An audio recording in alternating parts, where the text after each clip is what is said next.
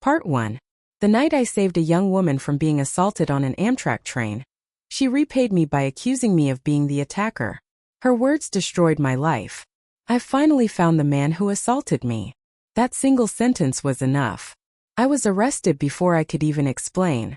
The police academy revoked my admission. The career I'd spent years working toward disappeared overnight.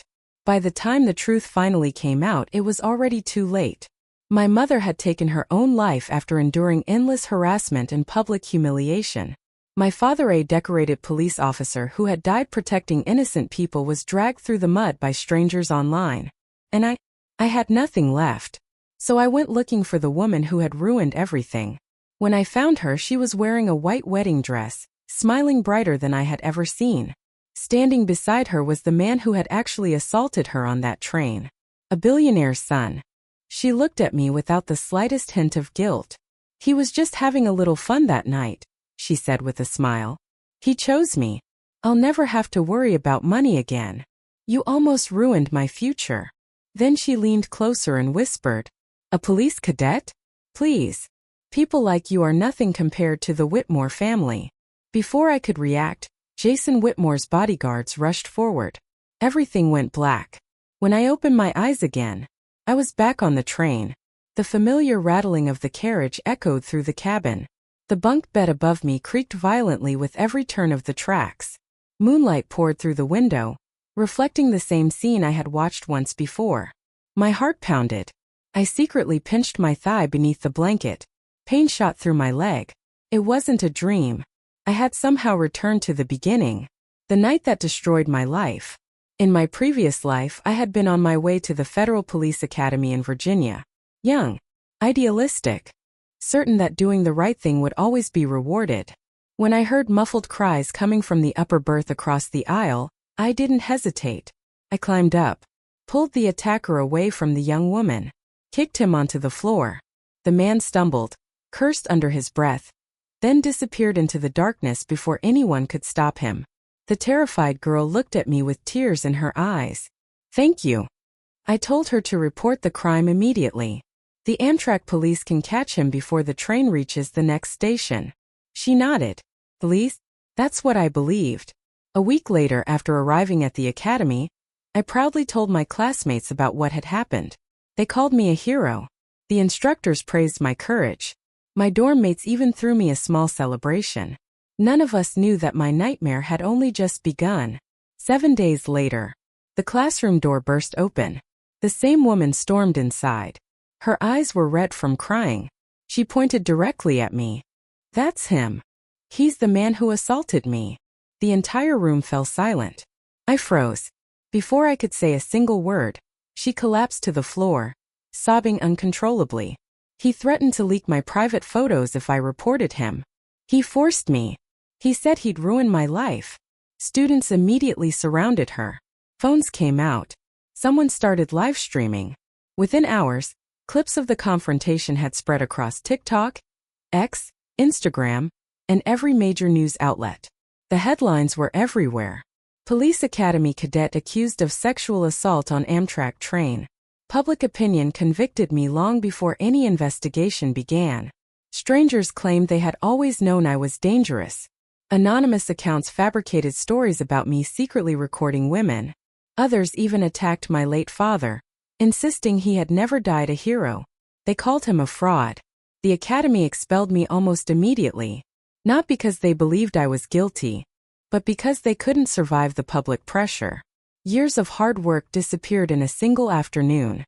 My mother never stopped believing me, but she had no money, no influence, no way to fight back. One morning, she left a handwritten letter. Then she drove to my father's grave and took her own life. Part 2. Months passed before the truth finally surfaced.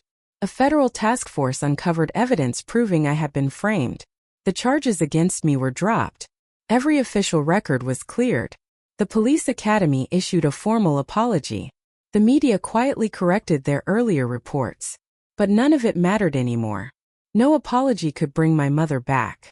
No court ruling could erase the months I spent branded as a monster. Even after I was declared innocent, people still whispered behind my back. Money must have bought him out. His father was a hero. Someone powerful probably pulled strings. No one wanted to believe the truth. With nowhere else to go, I found work delivering food for a hotel in downtown Washington. One rainy afternoon, I walked into a luxury ballroom carrying a catering order. Then I saw her. Emily Brooks. She stood beneath crystal chandeliers in a custom-made wedding gown. Smiling. Laughing. Radiant. Standing beside her was Jason Whitmore, the same man who had assaulted her on the train. The same man whose bodyguards had beaten me to death. The groom. My hands began to shake. I left the delivery cart where it was and walked straight toward them. Emily recognized me immediately.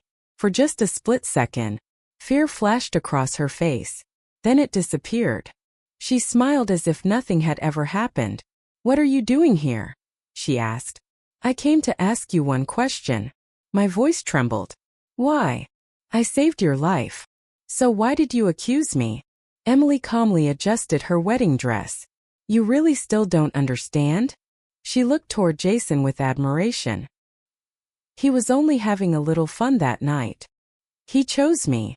Do you know what that means? I'll never have to worry about money for the rest of my life. You were just an obstacle. A nobody.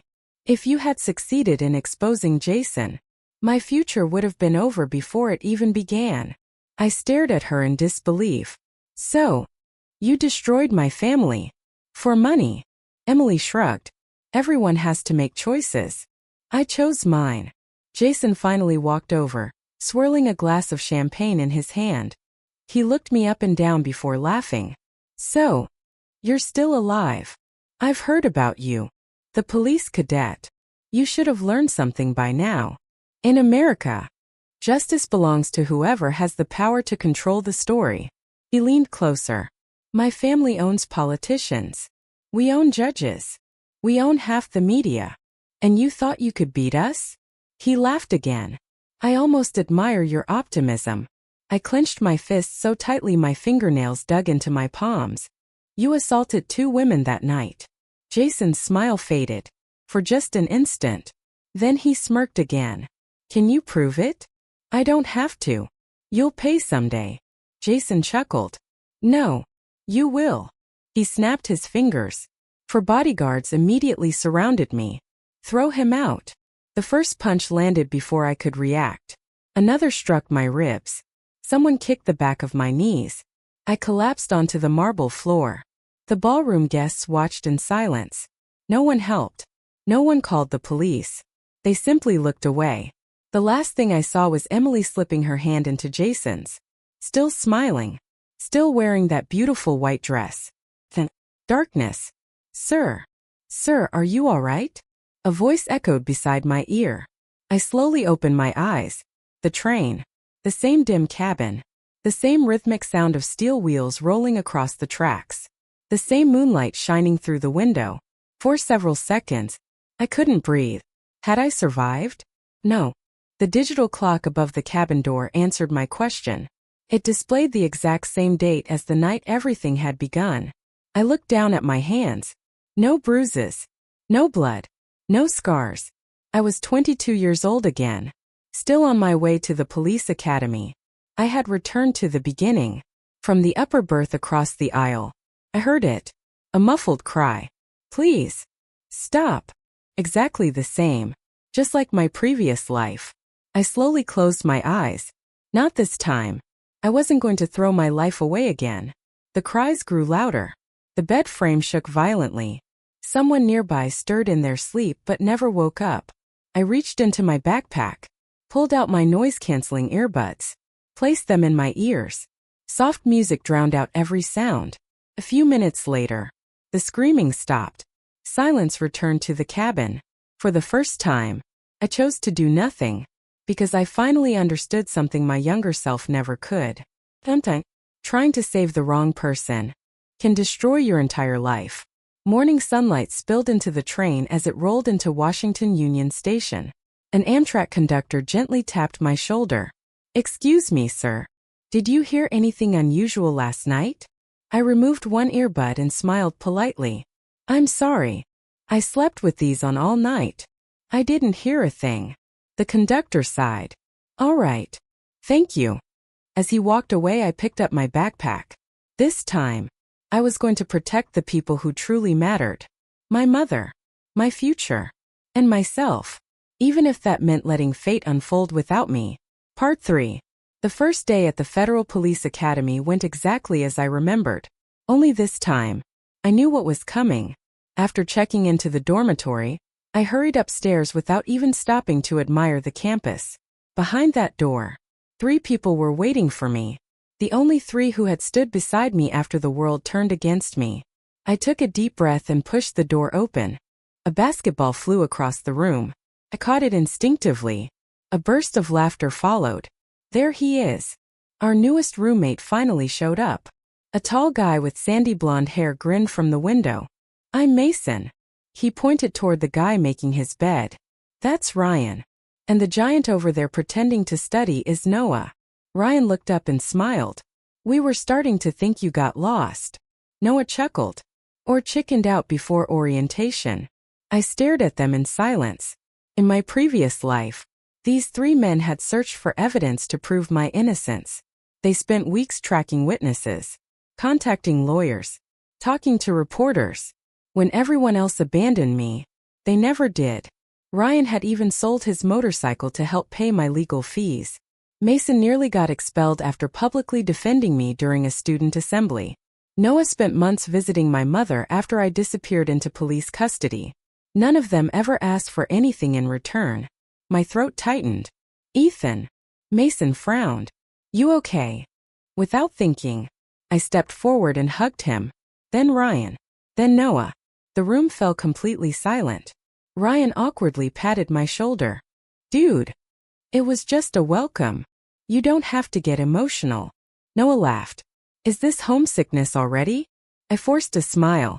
Something like that. If I ever owe you guys a favor, I'll pay it back. Mason exchanged confused glances with the others. You're weird. But I think we're gonna get along just fine. The next week passed peacefully. Military drills, physical training, firearms safety, criminal law. Everything unfolded exactly as I remembered. For a brief moment, I allowed myself to believe things had changed. Maybe staying silent on the train had altered the future. Maybe Emily Brooks would never appear again. Maybe I could finally live the life that had been stolen from me. I was wrong. 1 week later, the classroom door slammed open so hard it echoed through the building. Every student turned toward the entrance. Emily Brooks stood there. Her eyes were swollen from crying. Her clothes looked deliberately wrinkled. The moment she saw me, she raised a trembling finger. It's him. He's the one who assaulted me on the train. Gasps spread across the room. Phones immediately came out. Someone whispered, Isn't that Ethan Carter? Another student was already recording. Emily staggered toward me. You ruined my life. You threatened me. You said if I went to the police, you'd post private pictures of me online. Tears streamed down her face. She looked like the perfect victim. Exactly like she had in my previous life. Only this time, I wasn't shocked. I simply looked at her. Calmly. Emily expected panic, confusion, desperation, and said, I smiled. Do I know you? For the first time. She hesitated. What? I asked. Do I know you? She stared at me. You assaulted me.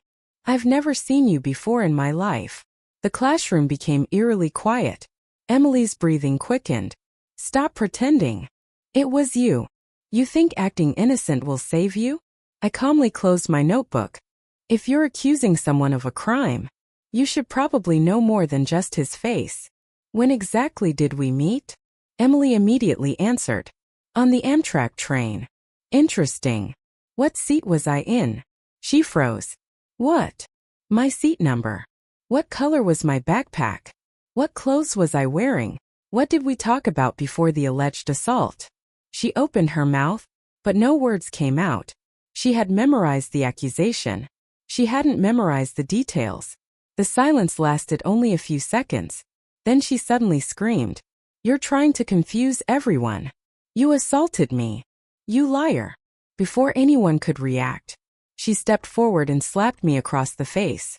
The crack echoed through the classroom. Every camera captured it. I slowly turned back toward her. Then, I gently pushed her hand away. Nothing more. No anger. No violence. Emily deliberately threw herself backward. She crashed onto the floor with a dramatic cry. He hit me. The police cadet attacked me. Several students instinctively rushed toward her. Others looked uncertain. Something felt off. Ryan immediately stepped in front of me. Ethan never touched her. We all saw what happened. Mason nodded. She slapped him first. Noah folded his arms. If there's security footage, it'll show everything. Emily's face changed for a split second. She hadn't expected witnesses to speak up so quickly. Then, the classroom door opened once again. Dean Robert Harris walked inside with 2 campus security officers. What is going on here? Emily immediately burst into tears again. He assaulted me. He raped me on the train. And now he attacked me again in front of everyone. Dean Harris slowly turned toward me. Ethan Carter. My office. Now. I met his eyes without saying a word. Last time, I walked into that office believing the truth would protect me. This time, I already knew better. Part 4. The dean's office was just as I remembered. The same polished oak desk. The same academy flag standing in the corner. The same framed photographs of graduating classes lining the walls. Only one thing had changed. Me. Dean Robert Harris sat behind his desk with his hands folded. Emily Brooks sat beside him, wiping away fake tears with a tissue.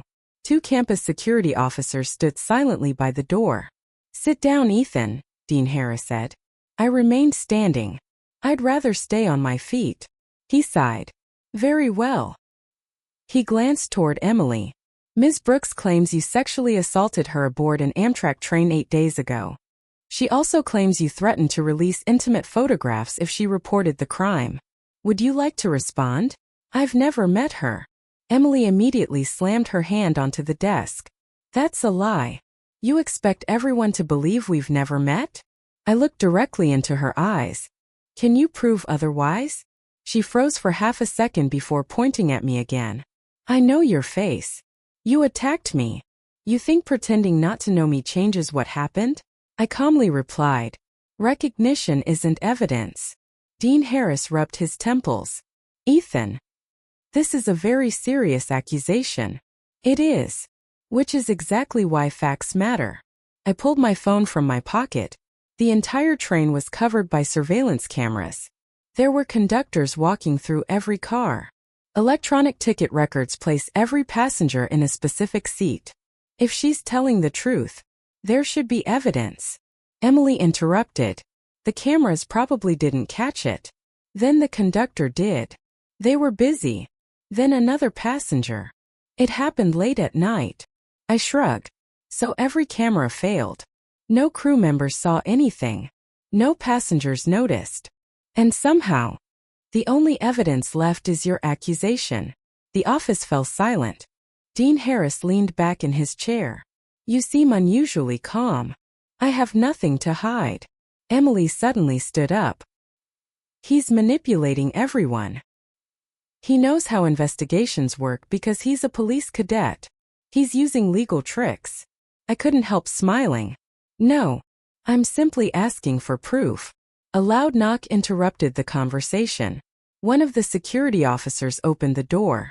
A middle-aged detective stepped inside. Detective James Wilson, Metropolitan Police Department. He showed his badge before shaking the dean's hand. We received a report regarding an alleged sexual assault involving one of your students.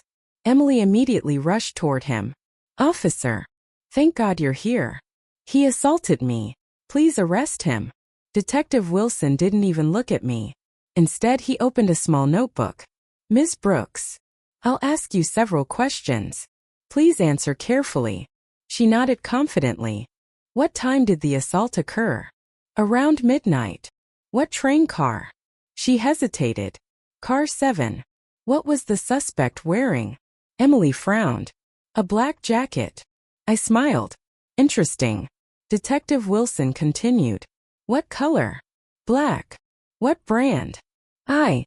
She couldn't answer. He turned toward me. Mr. Carter. What were you wearing that night? A gray Academy hoodie. I still have it in my suitcase. And your ticket? I handed him the digital receipt on my phone. My assigned berth was 12B. He nodded. I've already contacted Amtrak. They confirmed your ticket. Emily's confidence began to crack. Detective Wilson looked back at her. Miss Brooks, what berth were you assigned? I don't remember. You don't remember? It was dark. He slowly closed his notebook. That's strange. Victims often forget small details after traumatic events. But almost everyone remembers where they were. Emily's breathing became uneven. I don't remember. Wilson nodded without saying another word. Then he turned to Dean Harris. I'll continue gathering evidence. No arrests will be made today. Emily's eyes widened. What? You can't just let him go. He assaulted me. Wilson remained calm. An accusation begins an investigation. It doesn't end one. As Detective Wilson prepared to leave, another voice echoed from the hallway. Hold on. Everyone turned. A tall man in an expensive navy suit walked into the office without knocking. Behind him were two men wearing tailored black suits. Every security guard instantly stiffened. Dean Harris stood up. Mr. Whitmore. Jason Whitmore smiled politely. My apologies for interrupting. I heard a close friend of mine was having a difficult day. Emily immediately ran to his side. Jason. He won't admit what he did. Jason gently placed an arm around her shoulders before looking at me. Our eyes met.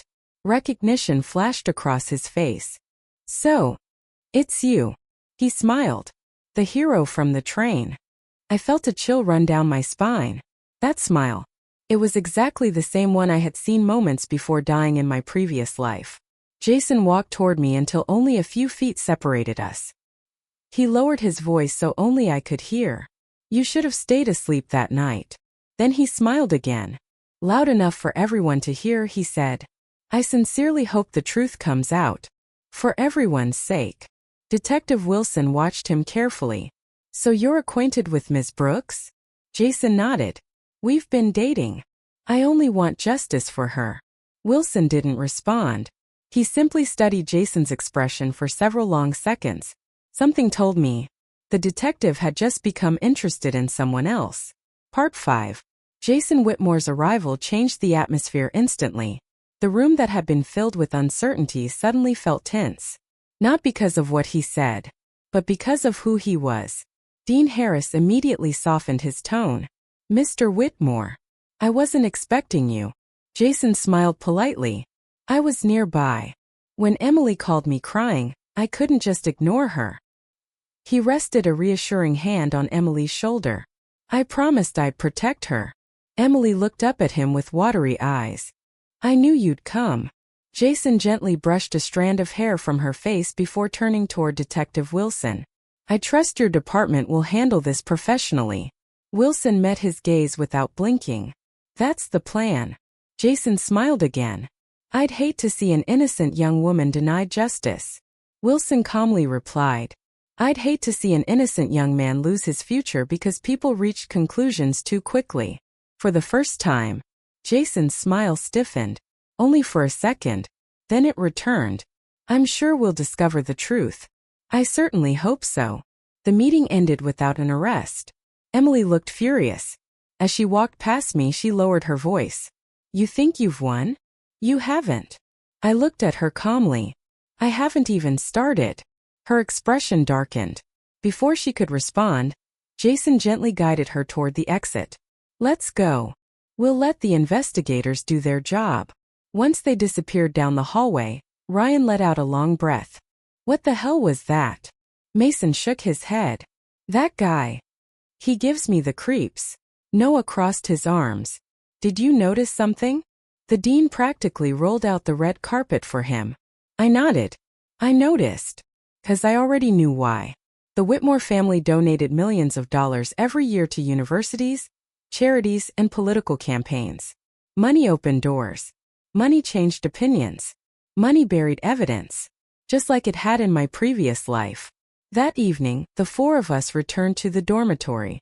No one spoke during dinner. Finally, Ryan broke the silence. Ethan, tell us the truth. Did you ever meet that girl before today? I looked at each of them. No. I've never spoken to her. Mason frowned. Then why is she targeting you? I don't know. That was a lie. I knew exactly why. Because I had become the perfect scapegoat. Wrong place. Wrong time. Nothing more. Noah leaned forward. If someone framed you, then someone else committed the crime. I nodded slowly. Exactly. Ryan frowned. So why isn't she accusing the real guy? I looked out the dormitory window toward the dark campus. Because the real guy has something I don't. What? Power. The next morning, the story exploded. Every major news website carried the headline. Police Academy cadet accused of sexual assault. Videos from inside the classroom had gone viral overnight. Millions of views. Thousands of comments. Some supported Emily. Others questioned the lack of evidence. Unlike my previous life, people were divided. My calm response had planted doubt. And doubt was dangerous for people trying to control the narrative. During lunch, my phone vibrated repeatedly. Unknown numbers. Threatening messages. Drop out while you still can. You don't know who you're messing with. Stay away from Emily. One message caught my attention. It contained no words. Only a photograph. It was taken aboard the Amtrak train. I was asleep in my lower berth. The timestamp matched the night of the assault. My heartbeat quickened. Someone had been watching that cabin. I immediately zoomed in. The image was blurry. Most of the passengers were impossible to identify. But near the far end of the carriage, a man in a dark baseball cap was standing beside the emergency exit. Only part of his face was visible. Yet something about him felt familiar. Very familiar. My phone rang before I could study the image further. Unknown caller. I answered. Hello. A woman's voice whispered from the other end. You don't know me. But you're chasing the wrong person. I stood up. Who is this? The girl wasn't the only victim that night. Every muscle in my body froze. What did you say? I saw him. I saw the man who attacked her. You're looking in the wrong direction. My grip tightened around the phone. Who are you? I can't tell you. Not yet. They're watching. The call disconnected. I stared at the screen. No caller ID. No number. Nothing. Ryan noticed my expression. Ethan. What happened? I slowly lowered the phone. The case just became much bigger. Because for the first time, I knew one thing for certain. Emily Brooks wasn't the mastermind. She was only one piece of a much larger conspiracy. And somewhere, the real victim was still hiding. Part 6. That night, sleep refused to come. I kept replaying the anonymous phone call in my head. The girl wasn't the only victim that night. Those words changed everything. In my previous life, I had believed Emily Brooks was the center of the entire case. Now I realized she had only been part of it. Someone else had suffered in silence. And whoever she was, she had been too afraid to come forward. The next morning, I arrived early at Detective James Wilson's office. He looked surprised to see me. I thought I'd be calling you. I couldn't wait. I handed him my phone. I received this last night. Wilson studied the photograph carefully. Where did you get this? Anonymous message. And then someone called me. I repeated every word the mysterious woman had said. Wilson remained silent until I finished. Finally, he looked up. Interesting. What? He turned his computer monitor toward me. We reviewed the surveillance footage from Union Station. And a second young woman got off the train that same morning. My heart skipped a beat. Who was she? We don't know. She never reported anything. She left the station before officers arrived. Wilson enlarged another image. The security camera showed a young woman wearing a baseball cap and oversized sunglasses. She kept her head down. One sleeve of her sweater was torn. Even from the grainy footage, she looked terrified. Wilson pointed to the timestamp. She left only 4 minutes after Emily Brooks. They never spoke. So they weren't traveling together. I stared at the screen. Then I noticed something else. A black SUV was parked outside the station. 2 men in suits were standing beside it. Watching. Waiting. Can you zoom in? Wilson did. The image became blurrier, but one detail stood out. A silver W emblem on the driver's lapel. Whitmore. Wilson noticed it too. You recognized it. I nodded. The Whitmore family. Before either of us could speak again, Wilson's office phone rang. He answered. Wilson. His expression gradually hardened. I understand. I'll be there. He hung up and sighed. What's wrong? Someone just filed a complaint against you. I frowned. For what? Assault. I laughed. I've barely touched anyone. Wilson didn't smile. This complaint came from Jason Whitmore. The room fell silent. He claims you threatened him yesterday. I shook my head. That's ridiculous. I know. But he's asking for a restraining order. I understood immediately. It wasn't about winning. It was about keeping me away. Away from Emily. Away from witnesses. Away from the investigation. Wilson leaned back. They're moving faster than I expected. So should we. That afternoon I returned to campus. The atmosphere felt different. Students stopped talking whenever I walked by. Some stared. Others quickly looked away. News reporters had gathered outside the academy gates. Cameras pointed toward every student entering or leaving. As I walked past them, microphones were thrust toward my face. Ethan, did you assault Emily Brooks? Why would she accuse you if you were innocent? Did you threaten Jason Whitmore? I kept walking without saying a word. The moment I stepped inside the main building, Dean Harris called my name. My office. Again. When I entered, the dean looked exhausted. He slid a document across the desk. The Academy's board has placed you on temporary administrative leave. I wasn't surprised. So you've already judged me? No. We're protecting the Academy. I couldn't help smiling. That's exactly what you said in my last life. Dean Harris frowned. What? Nothing. He folded his hands. Ethan. If you're innocent, this will eventually be resolved. I stood up. Eventually. That's the problem. By the time the truth arrives, people's lives are already destroyed. The dean had no answer. Neither of us spoke as I walked out of the office. Outside the administration building, Ryan, Mason, and Noah were waiting. Ryan immediately noticed the envelope in my hand. Don't tell me. I nodded. I'm suspended. Ryan cursed under his breath. This is insane. Mason kicked a nearby bench in frustration. They don't even have evidence. Noah remained unusually quiet. Then he looked directly at me. Ethan, if they wanted to frame someone, why choose you? I looked toward the academy entrance. Students were watching us from every window. Then I quietly answered, because my father was a hero. The three of them looked confused. I continued. A scandal involving an ordinary student makes local news. A scandal involving the son of a fallen police officer makes national headlines. Silence. For the first time, they finally understood. This had never been a random accusation. Someone had carefully chosen the perfect target. Someone wanted a story that the entire country would believe. And I had been selected long before I ever stepped onto that train. As we stood there in silence, my phone vibrated again. Another anonymous message. Only 5 words appeared on the screen. Check your mother's house. Now. Part 7. The message stayed on my screen. Check your mother's house. Now. A cold chill ran down my spine. Without another word, I sprinted across campus. Ethan! Ryan shouted behind me. Wait! The three of them chased after me, but I was already running toward the parking lot. Something was wrong. I could feel it. My mother's house was less than 20 minutes away. As I turned onto our street, I immediately noticed the crowd.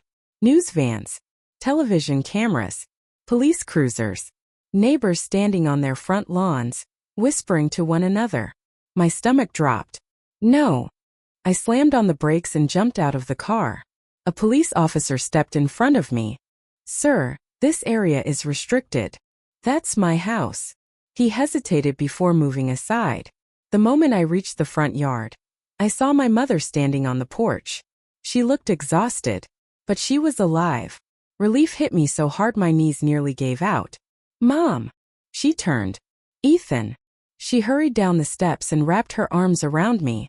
I was so worried. I tried calling you. My phone kept losing signal. I held her tightly. I'm okay. Are you hurt? She shook her head. No. They've just been here all morning. She glanced toward the reporters. They keep asking whether I raised a criminal. They keep asking whether your father was really a hero. Anger burned inside me. Exactly like my previous life. Only this time, I had arrived before it was too late. A reporter suddenly pushed a microphone toward us. Mrs. Carter, do you believe your son assaulted Emily Brooks? Another shouted. Do you think Officer Michael Carter would be ashamed of his son? I stepped in front of my mother. That's enough. The cameras immediately focused on me. One reporter smiled. Ethan Carter, would you like to make a statement? I looked directly into every camera. My name is Ethan Carter. I've cooperated with every investigator. I've answered every question. I have not been charged with any crime. Yet you've surrounded my mother's home and harassed a woman who lost her husband serving this country. If you're looking for a story, tell that one. Silence. No one asked another question. A black SUV slowly pulled up across the street. I recognized it immediately. Whitmore. The rear passenger window lowered halfway. Jason Whitmore sat inside, wearing an expensive suit. Smiling. He didn't wave. He didn't speak. He simply watched, like he was enjoying a performance. I walked toward the SUV. Ryan grabbed my arm. Ethan. Don't. Jason rolled the window down another inch. You should have accepted defeat. His voice was calm. You would have suffered much less. I stopped a few feet from the vehicle. What do you want? He smiled. I want you to understand something. You can't win. You have no money. No influence. No one important is coming to save you. I stared back at him. You sound nervous. For the first time. His smile faded. If you weren't nervous, you wouldn't be sitting outside my mother's house. Jason said nothing. Instead, he nodded once to the driver. The SUV pulled away. As it disappeared around the corner, Detective James Wilson's car turned onto the street. He stepped out carrying a thick evidence folder. I was looking for you. What happened? Wilson handed me a printed photograph. We identified the second woman from the train. My heart pounded. Who is she? He looked around to make sure no reporters were close enough to hear. Her name is Olivia Sullivan. I froze. The Sullivan family. One of the wealthiest and most influential families in the country. Wilson continued. She never reported the assault. Her family handled everything privately. They claim she had been injured during a robbery. I looked down at the photograph again. It was the same frightened young woman from the station surveillance footage. The anonymous caller had been telling the truth. Emily Brooks had never been the only victim. Jason Whitmore had assaulted 2 women that night. And one of them belonged to a family powerful enough to destroy his own. For the first time since returning to the past, I realized fate had finally given me something I never had before. A chance to expose the real monster. Part 8. For a long moment I couldn't take my eyes off the photograph. Olivia Sullivan. Even in the grainy surveillance image, the fear on her face was unmistakable. Detective Wilson carefully slid the photo back into the folder. The Sullivan family has been extremely private about this. They never reported a sexual assault. They claimed Olivia was attacked during a robbery outside Union Station. I frowned. Do they actually believe that? Wilson sighed. I don't know. But someone convinced them to keep the real story quiet. Only one name came to mind. Jason Whitmore. Can I speak with Olivia? I asked. Wilson shook his head. Not yet. Why not? Because someone has already warned her family. My expression darkened. You think the Whitmores know we're investigating? Wilson looked toward the street where Jason's SUV had disappeared. I don't think. I know.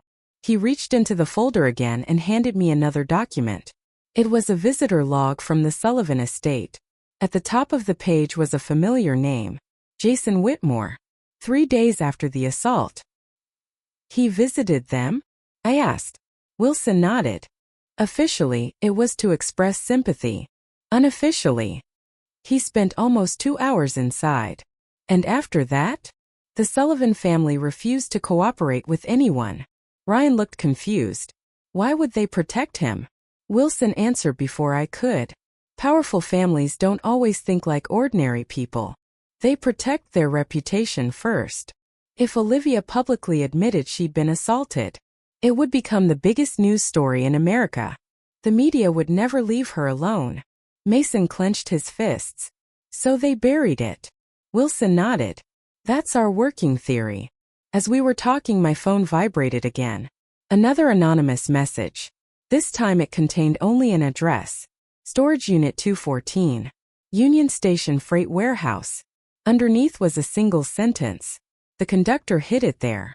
What is it? Noah asked. I showed the message to Wilson. His eyes narrowed. Interesting.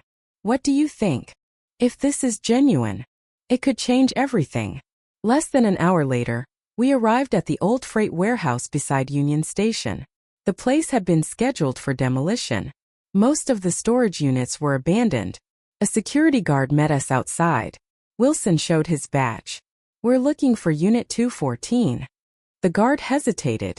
That locker hasn't been opened in over a week. He unlocked the gate. The metal door groaned as it rolled upward. Dust floated through the air. The room looked empty. Ryan frowned. There's nothing here. I stepped inside anyway. Something didn't feel right. The anonymous caller hadn't risked contacting me twice just to waste our time. I slowly searched the room. Broken shelves. Old cardboard boxes. A rusty filing cabinet. Then, I noticed fresh scratches on the concrete floor. Someone had moved the cabinet recently. Noah, help me. Together, we pulled the heavy cabinet away from the wall. Behind it, a small fireproof lockbox was taped to the concrete. Ryan's eyes widened. No way. Wilson carefully removed it. The box wasn't locked. Inside were 3 items. A USB flash drive, an Amtrak employee ID badge, and a sealed envelope. Wilson opened the envelope first. Inside was a handwritten letter. He silently read the first few lines. His expression changed immediately. What does it say? I asked. He slowly handed it to me. The letter read, If you're reading this, I'm probably already dead or too scared to come forward. My name is Mark Reynolds. I was the overnight conductor on Train 48. I saw Jason Whitmore enter the women's sleeper compartment shortly after midnight. I also saw him leave nearly 20 minutes later. I reported what I witnessed to my supervisor. The next morning, 2 men visited my home. They offered me money first. When I refused, they threatened my wife and daughter. I copied everything onto the flash drive before they could destroy it. If anything happens to me, give this to the FBI. No one spoke. The warehouse became deathly quiet. Wilson carefully picked up the USB drive. If what's on this matches the letter, Jason Whitmore's life is over. I looked toward the open warehouse door. Somewhere out there, the anonymous woman was still watching. She had just handed us the first real piece of evidence. And for the first time, Jason Whitmore was no longer untouchable. Part 9. Detective Wilson carefully slipped the USB drive into an evidence bag. No one touches this until it's examined by our digital forensics team. Ryan looked at the old conductor's letter again. So Mark Reynolds risked everything. Just to hide this? Wilson nodded. If his statement is true, he knew exactly how dangerous the Whitmores were. Mason frowned. Can we find him? Wilson's expression darkened. I already tried. He resigned from Amtrak 6 days after the incident. No forwarding address. No employment records. No driver's license renewal. No bank activity. He vanished. The warehouse fell silent. Either Mark Reynolds had disappeared, or someone had made him disappear. Back at FBI headquarters, the Digital Evidence Unit immediately began analyzing the flash drive. The waiting was unbearable. Every minute felt like an hour. Finally, a technician walked into the conference room carrying a laptop. We recovered everything. Wilson stood. Play it. The room lights dimmed. Security camera footage appeared on the screen. The timestamp read 12:14 a.m. Amtrak Train 48. Sleeper Car 7. The camera overlooked the narrow hallway outside the private cabins. For several minutes, nothing happened. Passengers occasionally walked past. Then, a man wearing a dark baseball cap entered the frame. Even with his face partially hidden, I recognized him instantly. Jason Whitmore. He stopped outside cabin 7C, looked both directions, then quietly opened the door and stepped inside. The timestamp continued. 12:15, 12:20, 12:27. Nobody came out. Ryan clenched his jaw. He stayed in there. Nearly 20 minutes later, the cabin door opened. Jason stepped back into the hallway. His shirt was wrinkled. He adjusted his cufflinks, then calmly walked away. The technician paused the video. No edits. No missing frames. The metadata is authentic. Wilson slowly exhaled. This alone destroys his alibi. But the technician wasn't finished. There's something else. He opened another folder. This footage came from the opposite end of the train. A second video began. This one showed Emily Brooks leaving her compartment. She looked around nervously. Then, she walked directly toward Jason. They met near the connection between two train cars. Neither of them looked surprised. Neither behaved like strangers. Jason handed her something. An envelope. Emily opened it, looked inside, then nodded. The two separated without exchanging another word. The room became completely silent. Ryan whispered. They knew each other. Wilson nodded slowly. They lied from the beginning. The technician clicked another file. There's audio. A crackling recording filled the room. At first, only the sound of the train echoed through the speakers. Then voices. Jason Whitmore. Emily Brooks. Remember what we agreed? I know. If anyone asks, he was the one. What if they don't believe me? They will. You're crying. He's a police cadet. Everyone loves stories about heroes becoming monsters. Emily hesitated. And Olivia? Jason's voice turned cold. You don't worry about Olivia. I'll handle her. The recording ended. No one spoke. Mason slowly sat down. My God. Ryan looked at me. They planned everything. Wilson closed the laptop. This changes the entire case. No. I quietly corrected him. This changes everything. Just then Wilson's phone rang. He answered immediately. His expression changed within seconds. What? When? We're on our way. He hung up. What happened? I asked. Wilson grabbed his jacket. The Sullivan family finally agreed to speak. My heart pounded. Olivia. He nodded. But there's a problem. What? Wilson looked straight at me. Someone tried to kill her this morning. The room froze. Is she alive? Barely. Her driver was killed. Olivia survived. But she's under FBI protection now. Wilson picked up the evidence bag containing the USB drive. If Jason Whitmore realizes we have this, he'll do anything to stop us. I looked out the conference room window toward the Washington skyline. The game had changed. Jason was no longer protecting his reputation. He was protecting his freedom. And desperate people made the most dangerous enemies. Part 10. The FBI escorted Olivia Sullivan to a secure medical facility just outside Washington, D.C. No reporters. No visitors. Only a handful of agents even knew where she was. By the time Detective Wilson and I arrived, 2 armed FBI agents were standing outside her hospital room. Wilson showed his credentials. The agents stepped aside. 5 minutes, one of them said. She's still recovering. Olivia sat by the window. A bandage wrapped around her forehead. Her left arm rested in a sling. She looked exhausted. But the moment she saw me, her eyes widened. You're the man from the train. I nodded. My name is Ethan Carter. For a few seconds neither of us spoke. Then tears slowly filled her eyes. You tried to help. Her voice trembled. I saw you. I wanted to tell the police. But they wouldn't let me. Wilson quietly closed the door behind us. Olivia, we need you to tell us everything. She took a deep breath. It wasn't robbery. I lied. Jason Whitmore attacked me. The room fell silent. Wilson activated his recorder. Start from the beginning. Olivia looked down at her trembling hands.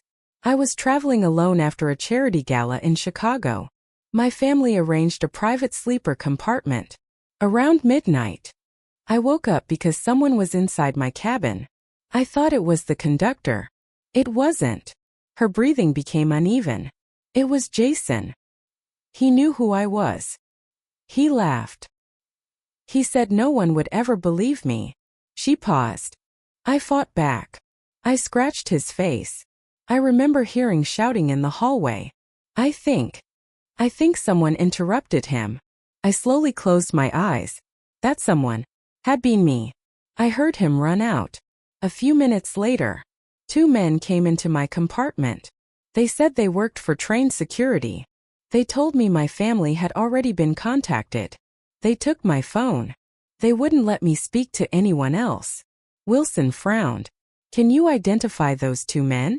Olivia nodded immediately. I'll never forget their faces. Wilson placed 6 photographs on the table. Take your time. Olivia studied them carefully. After only a few seconds, she pointed to 2 pictures. These 2.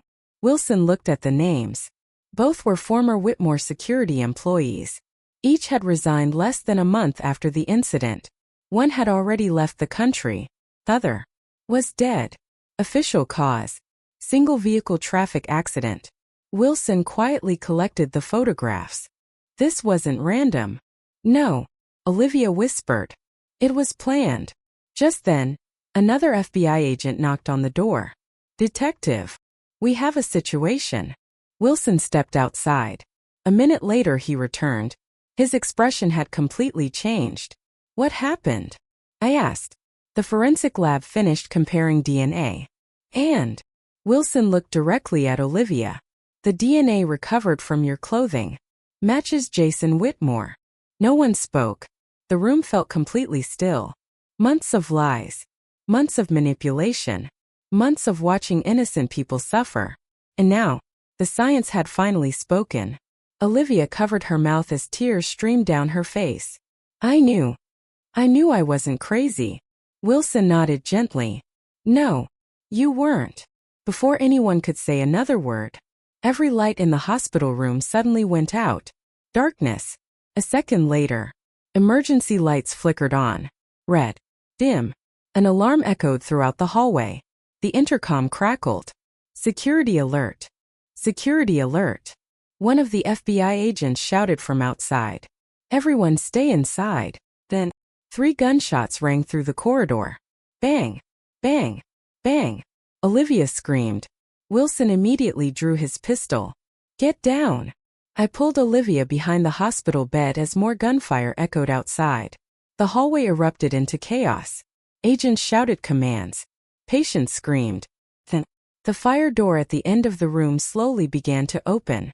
Someone was coming in. Wilson raised his weapon. FBI. Don't move. The figure stepped through the doorway. He wore black tactical clothing. His face was hidden behind a mask. But before he could raise his rifle, a familiar voice echoed from behind him. Drop the weapon. A single gunshot thundered through the room. The masked man collapsed to the floor. Standing in the doorway was another FBI team. At their front, a tall man lowered his service pistol. He looked at Wilson and said, We intercepted encrypted communications 30 minutes ago. They knew Olivia was alive. Wilson stared at the dead attacker, then quietly said, They're trying to eliminate every witness. I looked down at the masked man's gloved hand. Tattooed on his wrist was the same silver W emblem I had seen on the Whitmore security guards. This was no longer a cover-up. It had become a war. Part 12. The conference room inside FBI headquarters remained silent. No one spoke. No one moved. Every agent stared at Jason Whitmore's journal. Detective Wilson carefully turned another page.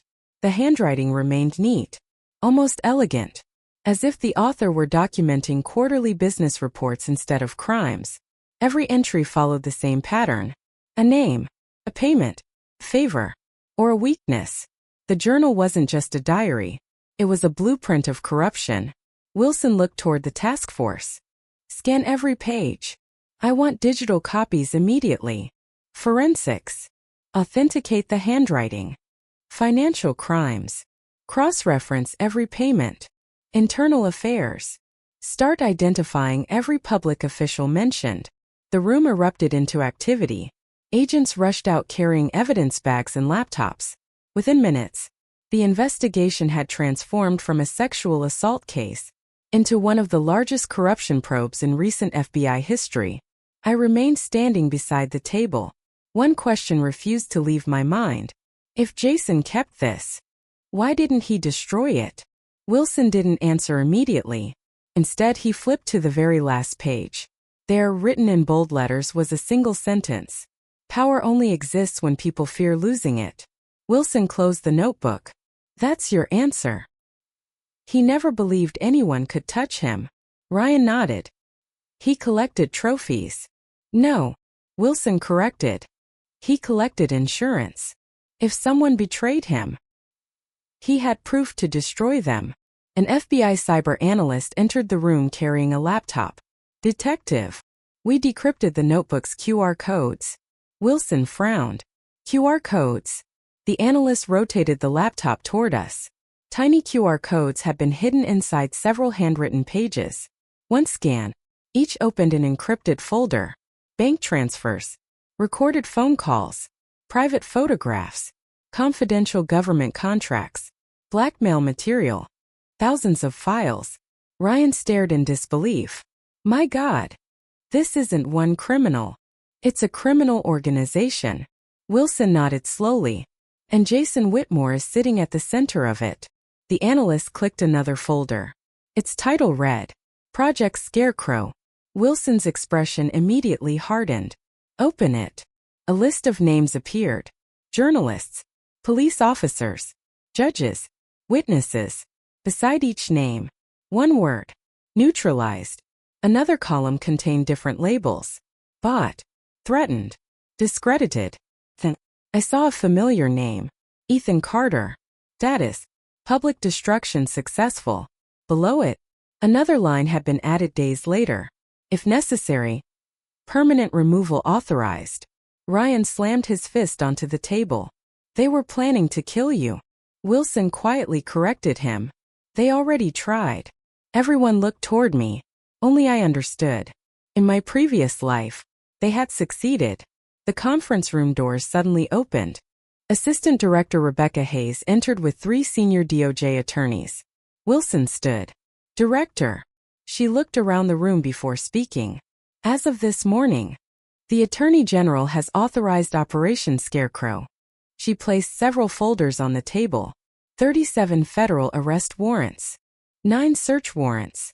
12 emergency asset freezes. Ryan blinked. 37. Hayes nodded. This reaches far beyond the Whitmore family. She looked directly at me. Mr. Carter, I know you've suffered because of this investigation. But today, you helped expose one of the largest criminal conspiracies we've seen in decades. For the first time since returning to the past, I allowed myself to believe, maybe, this time, things really could end differently. At exactly 6 a.m. the following morning, FBI teams deployed across 4 states simultaneously. Television stations interrupted their morning broadcasts. Breaking news. FBI launches massive anti-corruption operation. Federal agents entered law offices, luxury homes, corporate headquarters, government buildings. Dozens of officials were led away in handcuffs. Financial records were seized. Servers confiscated. Millions of dollars frozen before they could disappear offshore. The operation unfolded faster than anyone expected. Jason Whitmore watched it all from the executive lounge of his private jet. The aircraft was already taxiing toward the runway. His attorney lowered the tablet showing the live news coverage. They've arrested Collins. And Senator Reeves. The judge has been taken into custody too. Jason remained strangely calm. What about the journal? The attorney hesitated. They have it. For the first time, Jason Whitmore stopped smiling. Outside the window, the jet accelerated toward takeoff. Then, every cockpit alarm suddenly activated. The aircraft slowed to a stop. Several black SUVs surrounded the runway. Dozens of FBI tactical vehicles blocked every exit. A helicopter hovered overhead. Its loudspeaker echoed across the tarmac. Jason Whitmore. This is the Federal Bureau of Investigation. Shut down the aircraft. Exit with your hands visible. The attorney looked at Jason. What do we do? Jason slowly looked out the window. More agents kept arriving. There was no escape. Then, a faint smile returned to his face. He quietly reached into his jacket, pulled out a satellite phone, dialed a single number. When the call connected, he said only one sentence. Bring me Ethan Carter's mother. Then he ended the call. Jason wasn't surrendering. He was making his final move. Part 13. Jason ended the call. He calmly slipped the satellite phone back into his pocket. Outside the private jet, dozens of FBI agents surrounded the aircraft. Snipers had taken positions on nearby rooftops. There was no way out. The lead negotiator spoke through a loudspeaker. Jason Whitmore. Exit the aircraft with your hands raised. You are under federal arrest. Jason looked through the window and smiled. They're already too late. 3 miles away, Sarah Carter was preparing dinner. The aroma of pot roast filled the kitchen. She smiled as she looked at the old family photograph sitting beside the window. Officer Michael Carter, still wearing his police uniform, still smiling proudly. She gently touched the frame. Ethan's going to make you proud. A knock came at the front door. She frowned. I wasn't expecting anyone. When she opened the door, 2 men stood outside. Both wore dark suits. One held up what looked like an FBI credential. Mrs. Carter? Yes. We're here to escort you to a secure location. She hesitated. I wasn't told anything about that. The order came directly from Detective Wilson. Before she could respond, a black van screeched to a stop behind them. The 2 men immediately drew suppressed pistols. Sarah gasped. They're not FBI. One of the gunmen lunged toward her. Before he could grab her, a loud crack echoed across the street. Bang! The attacker collapsed. Another shot followed instantly. The second gunman dropped beside him. Sarah looked around in shock. Across the street, a man slowly lowered a rifle fitted with a suppressor. He stepped out from behind a parked pickup truck. Gray hair, weathered face, calm eyes. He quickly crossed the street. Mrs. Carter, are you hurt? She shook her head. Who are you? The man pulled a worn leather badge from his jacket. It wasn't FBI. It wasn't local police. It was an old U.S. Marshal's badge.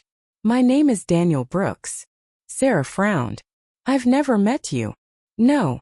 But I knew your husband. At FBI headquarters, Detective Wilson's phone exploded with alerts. His face immediately turned pale. What happened? I asked. He looked directly at me. They went after your mother. My heart stopped. Is she alive? But there was a shooting. I was already running. Ethan! Wilson shouted after me. Wait. I didn't. Nothing else mattered. 20 minutes later, I arrived outside my mother's house. Police lights illuminated the neighborhood. Crime scene tape stretched across the front yard. 2 bodies lay covered beneath white sheets. I pushed through the crowd. Mom! Sarah turned. The moment she saw me, she burst into tears. Ethan! I wrapped my arms around her. For several seconds, neither of us spoke. She was alive. That was all that mattered. Wilson finally caught up. I told you not to run. I couldn't wait. He nodded. I know. Then he turned toward the gray-haired man standing quietly near the patrol cars. Ethan, there's someone you need to meet. The man walked over. His handshake was firm. My name is Daniel Brooks. I was your father's partner. I stared at him. My father never mentioned Dash. He couldn't. I disappeared 20 years ago. Ryan looked confused. What does that mean? Daniel took a slow breath. It means I've been working undercover ever since. Everyone fell silent. He looked at me. The Whitmore family didn't become powerful overnight. I've spent 2 decades trying to bring them down. Wilson's eyes widened. Your Operation Iron Shield. Daniel smiled faintly. So you've heard of it? Wilson nodded in disbelief. We thought that task force was shut down years ago. It wasn't. We simply stopped existing on paper. Daniel reached inside his coat and removed a thick classified file. He handed it to Wilson. Everything I've collected. Every witness. Every offshore account. Every murder. Wilson opened the folder. His expression changed instantly. This is enough to indict the entire Whitmore organization. Daniel looked at me again. Your father died protecting evidence against them. The world around me seemed to stop. What? He wasn't killed during a routine hostage rescue. That story was fabricated. He died because he refused to hand over evidence. Sarah covered her mouth. No. Daniel nodded slowly. Michael Carter died trying to stop the Whitmores. And now, he looked directly into my eyes. His son has finished what he started. At that exact moment, Wilson's phone rang again. He answered immediately. After listening for only a few seconds, his face hardened. They've got Jason. Ryan smiled. It's over. Wilson slowly lowered the phone. No. He surrendered. Everyone looked confused. Wilson's voice became almost a whisper. But before surrendering, he requested one meeting with Ethan Carter. The game wasn't over. Jason Whitmore had one final card left to play. Part 14. Jason Whitmore sat alone inside the interrogation room. For the first time in his life, there were no lawyers, no bodyguards, no expensive suit, only a gray detention uniform. His wrists rested on the metal table, secured by handcuffs. He was smiling. Detective Wilson met me outside the observation room. You don't have to do this. I do. Wilson hesitated. He asked specifically for you. No attorney. No negotiations. No conditions. Just one conversation. Ryan frowned. Sounds like a trap. Daniel Brooks nodded. It probably is. Wilson unlocked the door. 5 minutes. If anything feels wrong. We ended immediately. I nodded and stepped inside. Jason slowly looked up. There you are. I've been waiting. I sat across from him without saying a word. For several seconds, neither of us spoke. Then Jason laughed softly. You know, you're different this time. I felt my heartbeat quicken. This time. Those two words echoed in my mind. I stared at him. What did you just say? Jason leaned back. I've been wondering. How much do you remember? The room suddenly felt colder. Wilson watched through the one-way mirror. He couldn't hear what Jason truly meant, but I could. I lowered my voice. You remember too. Jason smiled. I was hoping you'd figure it out. So, you were reborn too. Jason nodded. The moment your body hit the marble floor. I woke up on the train. He laughed quietly. You looked so confused. I almost thought I'd imagined it. I clenched my fists. So everything. You knew from the beginning. Of course. Jason shrugged. I simply made one mistake. I underestimated you. He looked directly into my eyes. Tell me something. When you woke up, why didn't you save Emily? I thought you'd make the same choice again. I almost did. But then I remembered something. What? Some people don't deserve to be saved. Jason laughed loudly. You learned. You finally learned. His smile slowly disappeared. But Olivia. I never expected you to find Olivia. Neither had I. In my previous life, she had never appeared. Everything had changed because of a single decision. Jason folded his hands on the table. Do you know why I wanted to meet you? No. I wanted to congratulate you. I frowned. For what? You beat me. The words sounded almost sincere. Then he added, but you've only won this round. I remained silent. Jason leaned forward. You think arresting me changes anything? The Whitmore family is bigger than one man. There will always be someone else. Someone richer. Someone smarter. Someone willing to do what I did. He smiled again. You can't arrest power. I calmly replied. No. But I can expose it. Jason suddenly burst into laughter. Real laughter. The kind that echoed through the concrete room. You still don't understand. Understand what? He slowly looked toward the ceiling. The journal. My expression changed. What about it? I wanted you to find it. I stared at him. That's impossible. Jason shook his head. No. It was my insurance. If I ever fell, everyone fell with me. Wilson suddenly entered the room. Ethan. We have a problem. I stood immediately. What happened? Wilson looked at Jason. Then at me. The notebook is gone. What? The evidence vault was breached. No signs of forced entry. No alarms. Someone inside the bureau took it. Jason slowly smiled. I told you. You can't arrest power. At that exact moment, an FBI technician ran toward Wilson. Sir, we found something. What? The evidence vault cameras. Wilson turned. Show me. Seconds later, the surveillance footage appeared on a monitor. Everyone stared. The vault door opened. A man wearing an FBI suit walked inside. He used a valid access card, removed the notebook, closed the door, then looked directly into the security camera. He smiled. It wasn't an FBI agent. It wasn't Jason. It wasn't anyone in the Whitmore family. It was Assistant Director Rebecca Hayes, the woman leading Operation Scarecrow. The room fell completely silent. Ryan whispered, No. Daniel Brooks slowly closed his eyes. I should have seen it. Wilson couldn't believe what he was seeing. The person running the investigation was working for them. Jason leaned back in his chair, still smiling. I told you. You've only defeated the first king. The real game has just begun. Part 15. The room fell silent. No one could take their eyes off the monitor.